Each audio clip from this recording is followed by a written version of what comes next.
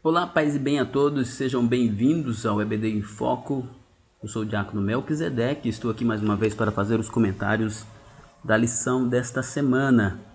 Lição de número 5 da revista da classe de jovens da editora CPAD, com o tema Os Primeiros Discípulos. Durante esta lição, nós vamos aprender algumas lições e algumas observações também serão feitas sobre o chamado dos primeiros discípulos de Jesus. Lembrando que é terminantemente proibido a distribuição deste material pelo WhatsApp ou de qualquer outra forma sem a autorização do EBD em Foco. O nosso tema de hoje, os primeiros discípulos de Jesus. O nosso texto do dia diz: E disse-lhes: Vinde após mim, e eu vos farei pescadores de homens. Jesus faz aqui, em Mateus capítulo 4, verso 19, um trocadilho com as palavras pescadores, fazendo aqui um jogo de palavras com a profissão dos primeiros chamados. Haja vista, eram pescadores, e ele diz: agora vocês não serão mais pescadores de peixes, mas pescadores de homens, se vocês virem após mim, se vocês seguirem a mim.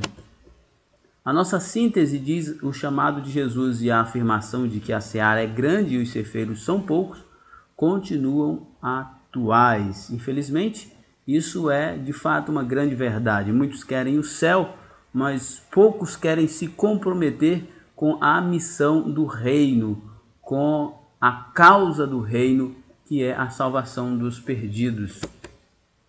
O nosso texto bíblico se encontra em Mateus capítulo 4, versos do 18 ao 25. Como de costume, eu não vou me deter no texto bíblico, mas aconselho você que faz uso desse material a fazer uma pesquisa mais aprofundada com alguns comentários bíblicos ou outro recurso disponível para um aprofundamento maior no assunto. A nossa introdução diz: Jesus, o Filho de Deus, chamou alguns discípulos para estar mais próximos e ajudarem o seu ministério. O mestre investiu tempo para preparar esses primeiros discípulos a fim de que eles dessem continuidade à sua missão depois da sua partida. A nossa introdução faz um destaque muito importante e eu aprendo aqui uma lição e compartilho com vocês que ninguém faz a obra de Deus sozinho, nem mesmo Jesus fez isso.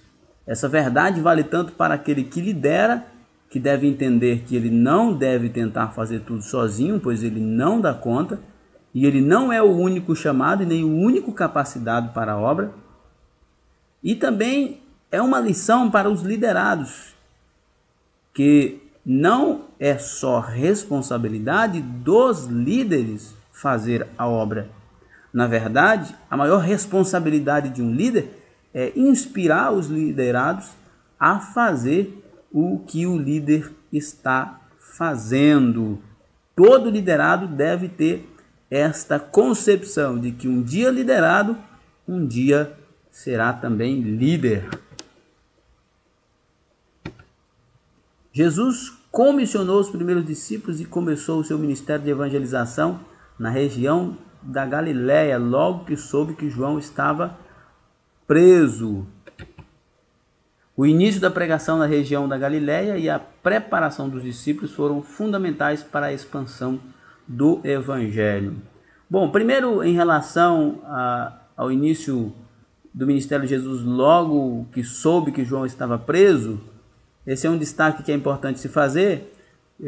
Através do livro de Mateus, do Evangelho de Mateus, não devemos seguir à risca essas informações no sentido de que que o livro de Mateus está desenvolvido por tópicos e não cronologicamente. É importante que seja feito esse estudo com o auxílio dos demais evangelhos para então entender a cronologia dos fatos, mas só a partir de Mateus isso não é possível. Esta afirmação chega-se a partir de uma análise dos demais evangelhos. O início da pregação na região da Galileia é importante porque a Galileia possuía uma população mestiça e desprezada pelos judeus. E, sem dúvida, foi importante para os discípulos, além de terem ali pessoas vindas de outras nações, também as dificuldades étnicas ajudou muito os discípulos na fundamentação do seu ministério. Foi uma das grandes provas para os discípulos, porque havia um grande preconceito por parte dos judeus puros em relação aos galileus. Mas o início do ministério sendo a partir da Galileia foi importante para a preparação dos discípulos por causa dos desafios que eram mais preponderantes. Chamados para serem pescadores de homens. Os discípulos recebiam formação aos pés do seu mestre. No judaísmo, o discípulo era alguém formado aos pés de um rabi, o mestre religioso. Portanto, era algo honroso, mas acompanhado de grande responsabilidade. João Batista e os fariseus também tinham os seus grupos de discípulos. Portanto, nós podemos entender que Jesus não estava aqui criando um novo método de liderança, mas já era algo que existia.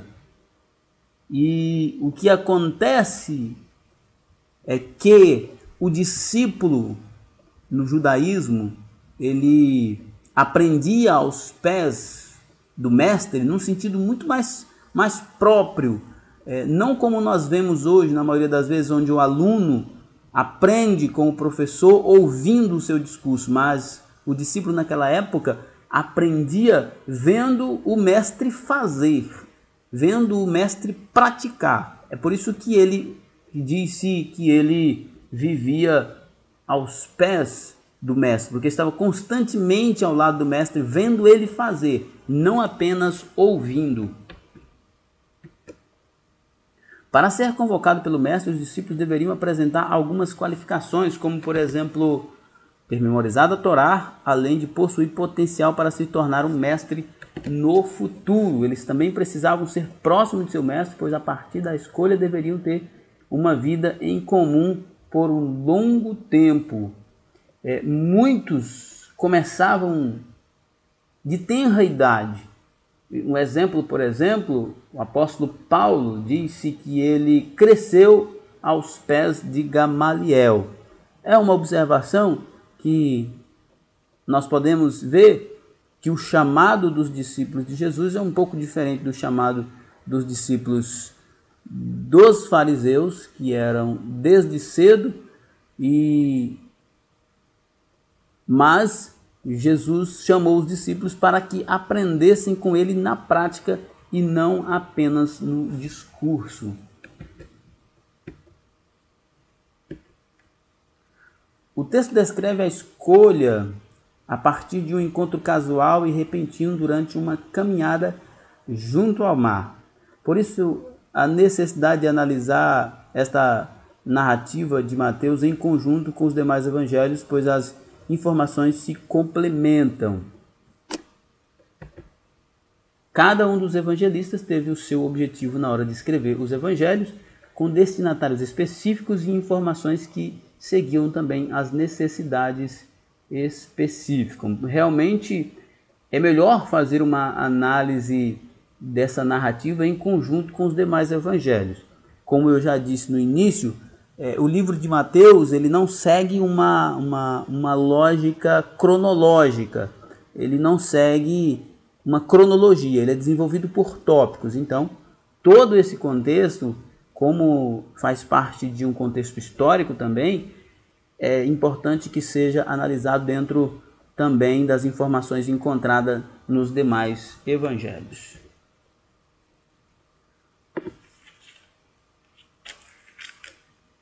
A escolha dos discípulos. O Evangelho de João é mais detalhista com relação à escolha dos discípulos. André é o primeiro discípulo a ser chamado. Ele já era um seguidor de João Batista. Pode parecer que a escolha de Jesus tenha sido aleatória e até mesmo improvisada, mas não é bem assim. André certamente já conhecia Jesus. Ele já era um dos seguidores de João Batista e possivelmente conheceu Jesus. E Jesus conhecia, o mais importante, Jesus conhecia o coração de cada um deles. Isso é muito importante. Mais do que os discípulos já conhecerem Jesus, já terem ouvido falar dele, Jesus conhecia o coração daqueles homens, assim como ele conhece o coração de cada um de nós hoje. Quando ouve João dizer que Jesus era o Cordeiro de Deus, André segue a Jesus até a sua casa. Provavelmente, como diz o comentador da revista, André estava presente quando João Batista batizou Jesus e ele então viu aquela cena de João Batista dizer que ele era o Cordeiro de Deus que tirava o pecado do mundo, e então creu nessas palavras e passou a seguir Jesus, e em seguida chamou o seu irmão Pedro. No dia seguinte, André encontra seu irmão Simão e leva para conhecer Jesus. João capítulo 1, verso 40 e 42 diz: Este achou primeiro a seu irmão Simão e disse-lhe: Achamos o Messias, que traduzido é o Cristo, e levou-o a Jesus. No outro dia, Jesus também chama Filipe, que também traz mais um discípulo, Natanael. Bom, muito bem, nós lemos aqui sobre a citação do texto de João 1, 40 e 42. André, quando viu isso, procurou apresentar Jesus primeiramente para o seu irmão Simão. E como eram todos pescadores, a maioria deles pescadores pelo menos, ficou mais fácil essa aproximação. Mas o mais importante de tudo, volto a repetir, não é esse contexto de a maioria dos discípulos serem pescadores, mas o mais importante é que Jesus como Deus, conhecia o coração deles. Não foi uma escolha aleatória, não foi uma escolha improvisada, foi uma escolha premeditada, porque Jesus conhecia o coração dos discípulos, assim como ele conhece o coração de cada um de nós hoje. O lugar onde ocorreu o chamado dos primeiros discípulos é motivo de controvérsia entre alguns estudiosos dos evangelhos, pois a narrativa dos evangelhos pode dar impressões diferentes. Segundo João, parece que eles foram chamados na Galiléia, onde João pregava. Mas, de acordo com Mateus, o local definido é a Galiléia. Bom, parece haver essa contradição, mas, como nós já dissemos antes, toda esta narrativa precisa ser analisada do ponto de vista do geral dos evangelhos, e não a partir de um só. São 4 pontos de vista, dos 4 evangelhos, que precisam ser analisados dentro do mesmo contexto, para então chegar a uma conclusão e não sair por aí afirmando coisas que os evangelhos não dizem. Os comentaristas geralmente falam de 2 chamadas, a primeira na Judéia e a segunda e definitiva pouco depois na Galiléia, quando Jesus iniciou o seu ministério após saber da prisão de João Batista. Se isso for verdade, mostra aqui então que os discípulos de Jesus foram relutantes antes de seguir definitivamente Jesus. Mas, como eu disse, é importante que se faça uma análise no geral para entendermos esse contexto. Ser discípulo exige fazer algumas renúncias. O que caracteriza um verdadeiro discípulo de Jesus? É a sua disposição para segui-lo, independente das circunstâncias. A chamada dos discípulos e a resposta imediata deles mostram como se dá a verdadeira conversão. Olha, essa é uma questão muito importante, porque o que nós aprendemos aqui com a eficácia, a eficiência e eficácia do chamado dos discípulos de Jesus. O comentador está dizendo aqui, é a sua disposição, né, o que caracteriza um verdadeiro discípulo de Jesus. É a sua disposição para segui-lo, independente das circunstâncias. A chamada dos discípulos é a resposta imediata deles. E a resposta imediata deles mostra como se dá a verdadeira conversão. Então, a nossa ênfase aqui em relação à verdadeira conversão. Jesus pregava um verdadeiro evangelho, por isso tinha verdadeira conversão. Eis o motivo de muitas pessoas dizerem que aceitaram a Cristo, mas não permaneceram. É porque ouviram um falso evangelho e tiveram uma falsa conversão. Nós sabemos que, inclusive, a CPAD já fez pesquisas sobre isso, e não sei se 2004, 2006, enfim, há muito tempo atrás, e chegou-se à conclusão de que a Assembleia de Deus é a denominação que mais recebe adeptos, mas também a que mais perde. Cerca de apenas 5% dos novos convertidos permanecem. A julgar pelo que vemos nos púlpitos das nossas igrejas, a ênfase no emocionalismo, a pressão psicológica, é justamente o falso evangelho para falsas conversões. Jesus pregava um verdadeiro evangelho, por isso teve verdadeira conversão.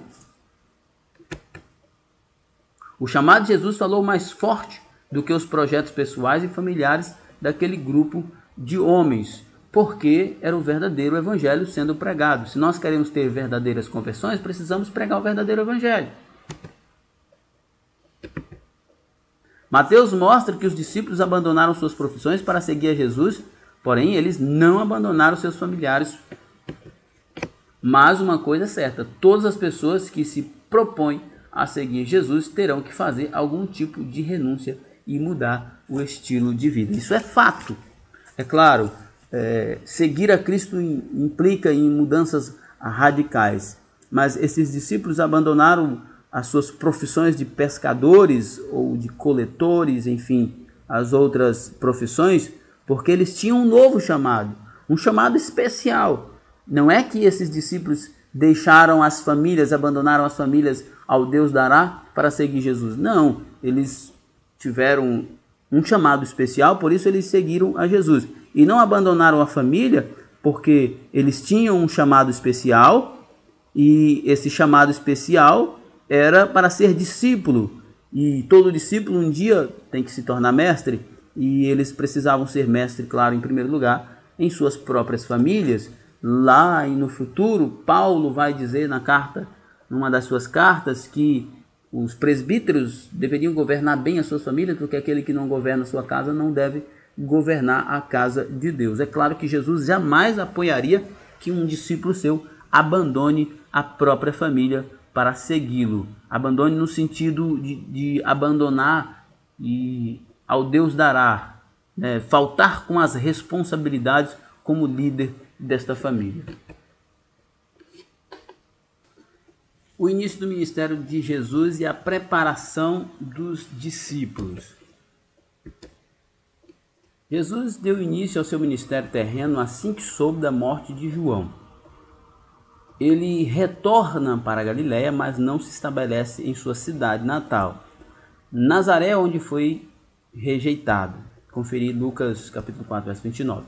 Jesus se muda para Cafarnaum, uma cidade marítima na região de Zebulon e Naftali. É importante nós lembrarmos aqui que os primeiros atos do ministério de Jesus, na verdade, não foi realizado por Jesus, mas pelos discípulos. Quando ele enviou os discípulos, deu autoridade para que eles fossem ao campo missionário pregar o evangelho. E aqui nós vemos que Jesus, segundo o que os evangelhos nos informam, Jesus iniciou seu ministério somente depois que João Batista encerrou o seu. Mateus faz questão de enfatizar que ele não fez isso por acaso, mas para que se cumprisse as Escrituras. É claro, Jesus iniciou seu ministério após João terminar o seu, porque João veio para abrir caminho para o Messias, não para dividir o caminho com ele. Jesus não ia competir, João Batista não ia competir com Jesus no ministério. Às vezes é importante nós entendermos este ponto de uma forma mais prática, que nós às vezes temos que entender que o nosso tempo chega ao final, que às vezes é preciso parar e dar lugar a outro. E aqui, como o nosso comentador enfatiza, Mateus faz questão de enfatizar que ele não fez isso por acaso, mas para que se cumprisse as Escrituras. João Batista tinha um tempo determinado do seu ministério, e quando esse tempo terminou, Jesus então inicia o seu. Mateus relê o texto de Isaías apresentando Jesus como uma grande luz que traria a salvação para esse povo, o povo que estava nas trevas, que estava na sombra da morte. A chamada Galiléia dos gentios estava em trevas, distante de Deus, e era um povo, mas era um campo fértil para as conversões. Havia muita sede do evangelho ali naquele lugar, e era um campo missionário especial para o início do ministério de Jesus. Jesus não foi para os grandes centros da Judéia e nem comissionou os principais rabinos e mestres de Jerusalém para iniciar o seu ministério. Ele escolheu discípulos da própria região, sem qualificações de liderança, mas investiu na preparação deles. A comitiva de Jesus saiu por toda a Galiléia, pregando, ensinando e realizando diversos milagres. Assim, os objetivos vão sendo preparados, os discípulos vão sendo preparados aos pés de Jesus. Como citamos no início, o discípulo aprendia ou crescia aos pés do mestre, e Jesus estava ensinando os seus discípulos na prática. Eles estavam vendo o que Jesus pregava e o que Jesus fazia, porque já era no plano de Deus que quando Jesus terminasse a sua missão aqui na terra, os discípulos continuariam esta missão. Ele mesmo diz que os discípulos fariam, se cresce, coisas maiores do que as que ele fez. A difusão das boas novas pelos discípulos.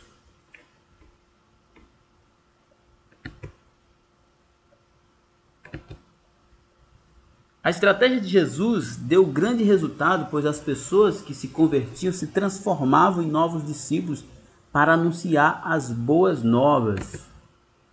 Jesus, como homem, não poderia estar em vários lugares ao mesmo tempo, mas poderia ser representado pelos discípulos. E isso aqui, certamente por esta razão, Jesus foi para Cafarnaum, foi para as regiões de Naftali e Zebulon, foi para a região que estava em trevas, porque havia ali uma grande necessidade, uma grande sede, e aquelas pessoas certamente iam se empolgar muito mais com os judeus do que com o evangelho, do que os judeus de Jerusalém, como de fato eles se empolgaram e se transformaram em discípulos, em missionários, enquanto que os judeus de Jerusalém, muito mais resistentes à mensagem de Jesus.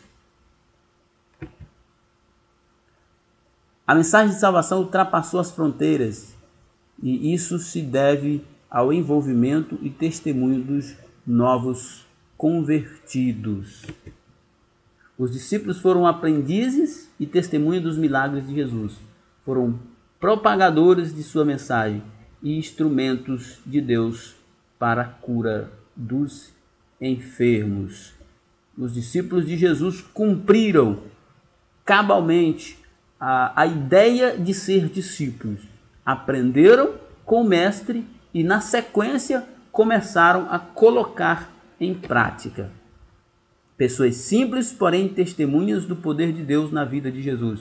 Propagavam com eficácia a mensagem e os feitos de Jesus nas ruas, casas e comércio, de tal forma que milhares de pessoas se convertiam e a cada dia aumentava o grupo de discípulos. A estratégia de discipulado de Jesus continua atualizada. Ainda hoje, algumas pessoas pensam que a responsabilidade pela propagação do Evangelho é somente dos líderes e pregadores. Muitos estão acomodados com a rotina de atividades dentro dos templos. Só que esta ideia é equivocada, porque não é apenas líder ou os evangelistas, pregadores, enfim, que são discípulos. A igreja é discípulo. Cada um é discípulo individualmente. E a responsabilidade de propagar o evangelho é de quem é discípulo. Cada um de nós somos discípulo. A evangelização deixou de ser prioridade por alguns. E isto porque abandonaram a ideia de discípulo. Porque todos nós somos discípulos. E é responsabilidade de todo discípulo propagar a mensagem do Mestre. A igreja deve atuar como um hospital, um local para acolher os enfermos, mas para isso precisa de pessoas capacitadas e preparadas para receber e tratá-las adequadamente. A conversão é uma obra espiritual realizada pelo Espírito Santo, mas fazer discípulo é responsabilidade de cada cristão. É responsabilidade também sua. Essa era a estratégia de Jesus. Tem uma máxima naqueles líderes de evangelismo, que é ovelha gera ovelha. Cada cristão deve colocar isso no seu coração e na sua mente, de que uma vez que eu aceitei a Cristo e me tornei discípulo, eu devo multiplicar isto e evangelizar outros. É importante que alguns passos sejam dados por aqueles que aceitaram a Jesus. Primeiro, confessar a Cristo. Segundo, aprender alguns valores básicos da fé cristã. E terceiro, transmitir a outros aquilo que aprendeu. As pessoas que ouviam e testemunhavam do poder de Deus eram estimuladas a propagar as boas novas em todos os lugares. Com isso, as conversões cresciam e a cada dia por meio do discipulado. A tarefa da igreja somente estará completa quando o novo crente for integrado à vida da igreja e for capacitado para fazer novos discípulos. Isso é extremamente importante, porque hoje criou-se essa fantasia tola de que aceitar a Jesus é você ir lá na frente e receber uma oração. Aí faz aqueles apelativos mesmos de muita pressão psicológica. Aí vai aquela multidão de pessoas lá dizendo que vai aceitar Jesus, mas na verdade estão ali porque estão constrangidos e eles não permanecem. Não permanecem não é porque a igreja não cuida, não permanece porque eles não foram convertidos, porque não foram realmente chamados pelo Espírito Santo. Mas aqueles que são realmente chamados, eles permanecem e multiplicam esta obra. A eficácia do ensino do mestre.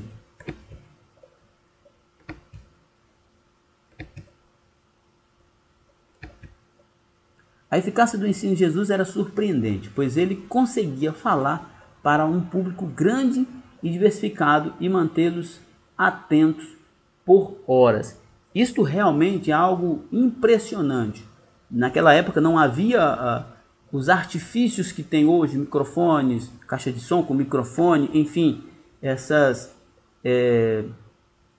esses materiais que nós temos hoje. Olha que muitos, se tiver um som com pouca qualidade, não querem nem pregar nem cantar. Mas Jesus não dispunha desses artifícios.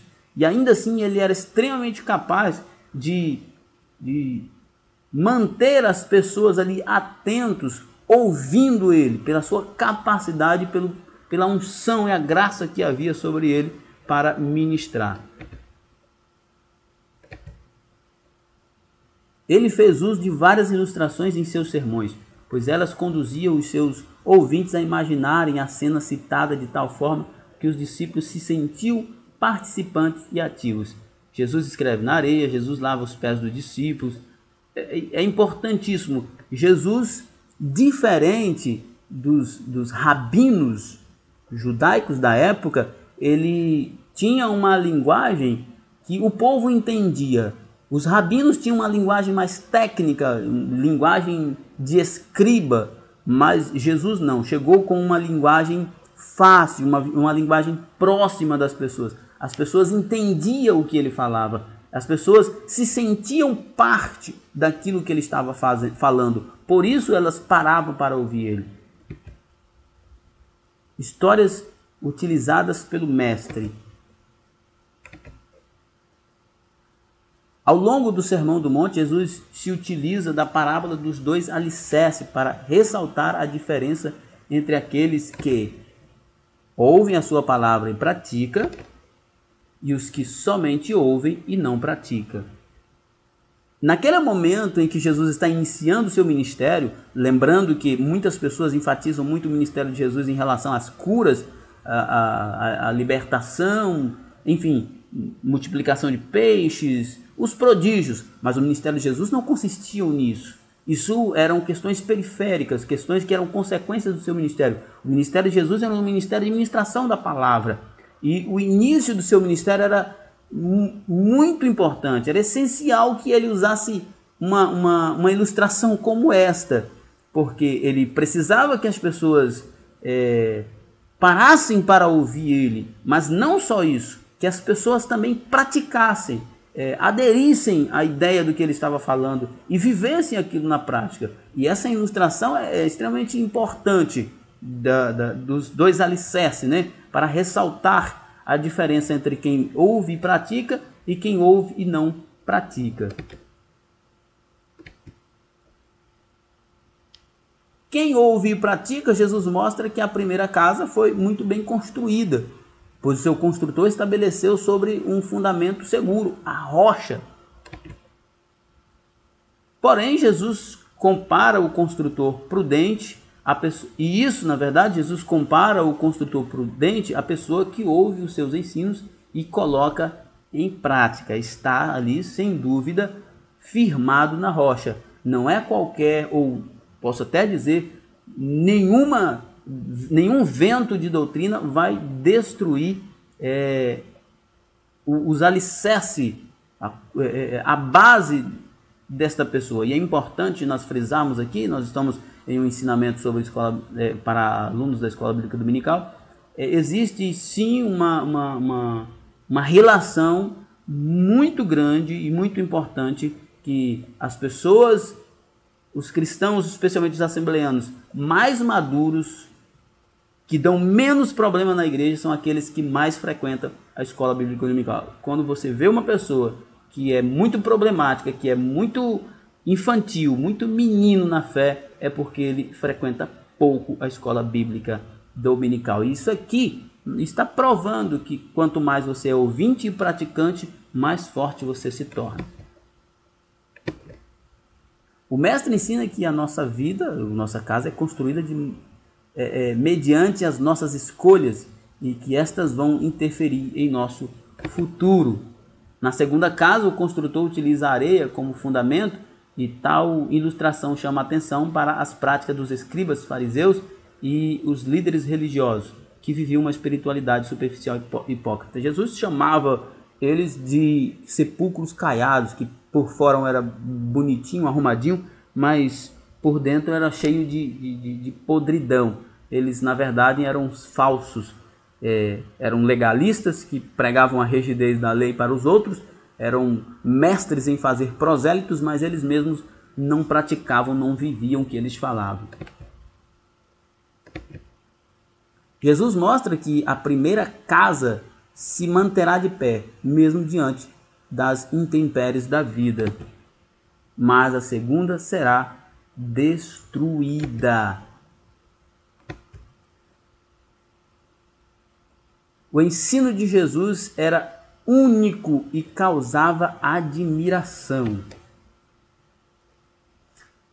Apesar de tudo que já foi escrito a respeito do Mestre, o estudo de sua vida e obra continua edificando, exortando, consolando seus discípulos e lhes causando admiração.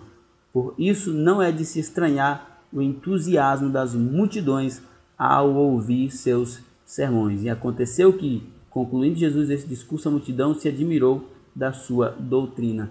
Na verdade, hoje nós vemos que quando um pregador é bíblico, é cristocêntrico, ele atrai a atenção das multidões. Hoje as igrejas estão vazias e as que estão cheias estão de forma interesseiras, mas esse público destas igrejas que estão cheias aí, como os neopentecostais, são um público rotativo. Eles não são cativos. Os discípulos, ouvintes de Jesus, frequentemente eram cativos, porque realmente se alimentavam da palavra que ele estava pregando. Hoje em dia nós temos igrejas cheias, mas esse público dessas igrejas cheias, especialmente as neopentecostais, são públicos rotativos. Um dia aquela pessoa está naquela igreja, outro dia está na outra, outro dia está na outra. Por quê? Porque ele está ali procurando um milagre, procurando alguma coisa que o satisfaça pessoalmente, não em busca da verdadeira palavra. Quando se tem um verdadeiro evangelho, quando se tem uma verdadeira mensagem bíblica cristocêntrica, as pessoas permanecem ali ouvindo. Assim Jesus fazia. Era uma mensagem verdadeira, pura, poderosa, coerente. Por isso as pessoas ficavam ali ouvindo ele. Os métodos utilizados por Jesus em seu ensino não eram novos. A grande maioria era conhecida, principalmente pelos mestres judeus. No entanto, a maestria com que ele utilizava fazia uma grande diferença no aprendizado dos seus ouvintes e os deixava maravilhados. Como eu já disse, Jesus chegou com uma linguagem próxima da necessidade do povo, uma linguagem próxima do povo, não uma linguagem arrogante, soberba, como era de praxe dos escribas e dos fariseus. Porém, isso não era o que mais impressionava e causava admiração aos seus discípulos naqueles que o ouviam. O que chamava a atenção do povo era a coerência entre o que Jesus ensinava e o seu modo de vida, que não deve ser diferente para o discípulo de Jesus, né? Nenhum discípulo pode falar aquilo que o mestre fala, ensinar aquilo que o mestre ensina e não viver aquilo que o mestre vive. Se Jesus falava e vivia, nós também devemos falar e viver de igual modo. Enquanto os escribas, fariseus e demais líderes viviam de aparência e falsas ostentações, o discurso de Jesus era coerente com sua prática, um discurso de piedade, e Jesus era piedoso, um discurso de poder, e Jesus era poderoso, um discurso de obediência, e ele era obediente ao Pai, um discurso de serviço, e ele era sim, ele mesmo disse que não veio para ser servido, mas para servir. Ele veio para ser médico, ele veio para ajudar, e assim ele fazia. Os anos passam, mas seus ensinos continuam admiráveis, inigualáveis e capazes de transformar o mais vil pecador em um filho de Deus, tornando um pescador de homens. De vil pecador, desprezado, filho da ira, condenado ao inferno, a filho de Deus.